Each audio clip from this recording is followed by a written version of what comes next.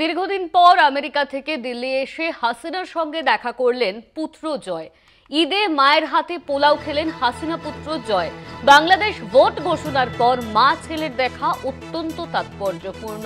বাংলাদেশে ভোট ঘোষণার পর মা ছেলের দেখা অত্যন্ত তাৎপর্যপূর্ণ। ঈদে মায়ের হাতে পোলাও খেলেন জয়। হাসিনা পুত্র জয় দীর্ঘদিন পর আমেরিকা থেকে দিল্লি এসে হাসিনার সঙ্গে দেখা করলেন এবং ঈদে মায়ের হাতে পোলাও খেলেন তিনি। বাংলাদেশের নির্বাচনের আগে এই দেখা অত্যন্ত তাৎপর্যপূর্ণ বলে মনে করছেন রাজনৈতিক বিশেষজ্ঞরা। আমেরিকা থেকে দিল্লি এসে হাসিনার সঙ্গে দেখা করলেন জয়। ঈদে পোলাও খেলেন তিনি, মায়ের হাতের পোলাও খেয়েছেন জয়, এমনই কিন্তু জানা যাচ্ছে।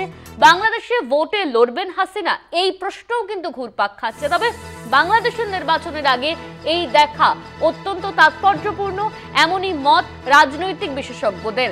দীর্ঘদিন পর আমেরিকা থেকে দিল্লি এসে হাসিনার সঙ্গে দেখা করলেন তিনি।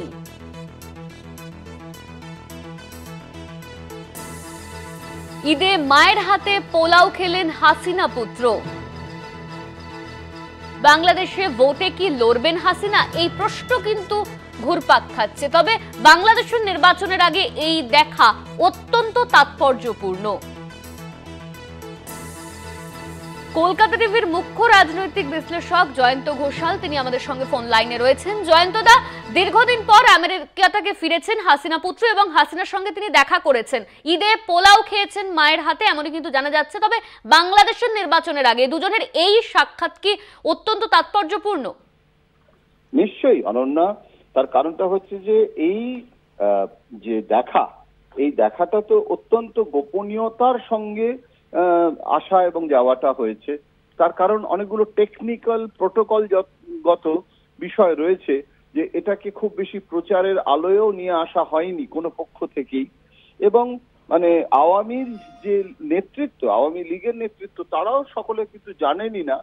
কিন্তু ভারতের যারা কেন্দ্রীয় গোয়েন্দা, তারা মানে কিছুটা নজর রেখেছেন। আমেরিকার ভার্জিনিয়া থেকে দিল্লিতে এসে মায়ের সঙ্গে ঈদ কাটিয়ে তারপরেই শেখ হাসিনার পুত্র সজীব ওয়াজেদ জয় ফিরে গেলেন।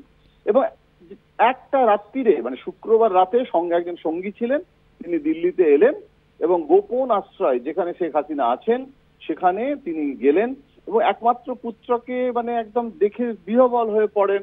এবং খেতে ভালোবাসে জয় যে খাবারটা, সেটা হচ্ছে একদম তার জন্য তিনি নিজে হাতে রান্না করেছিলেন এবং মানে একদম মানে মানে মুরগির যে পোলাও, যেটাকে ওরা মোরগ পোলাও বলে, সেইটার আয়োজন হয়েছিল। আর তার সঙ্গে মাছ, সবজি, ডাল সমস্ত তাড়িয়ে তাড়িয়ে খাওয়া দাওয়া হয়েছে। কিন্তু এটা তো শুধু একটা ভোজনের জন্য আসেনি। জয় যখন এসেছে এবং এতদিন পরে শেখ হাসিনার সঙ্গে তার দেখা হয়েছে, তখন মা পুত্রের দেখা হওয়াটাকে আমি আনুষ্ঠানিকভাবে বৈঠক নাও বলতে পারি, কিন্তু দুজনেই যখন বাংলাদেশের রাজনীতির মধ্যে ভীষণভাবে যুক্ত এবং কি হবে শেখ হাসিনার ভবিষ্যৎ, এগুলো তো একটা মস্ত বড় একটা ব্যাপার। সুতরাং সেখানে নির্বাচন ঘোষণা শেখ মানে হাসিনা তিনি কি করবেন, তার কি সম্ভাবনা, তার কারণ ইউনূস জানিয়েছেন যে তিনি এপ্রিল মাসে নির্বাচনটা করবেন।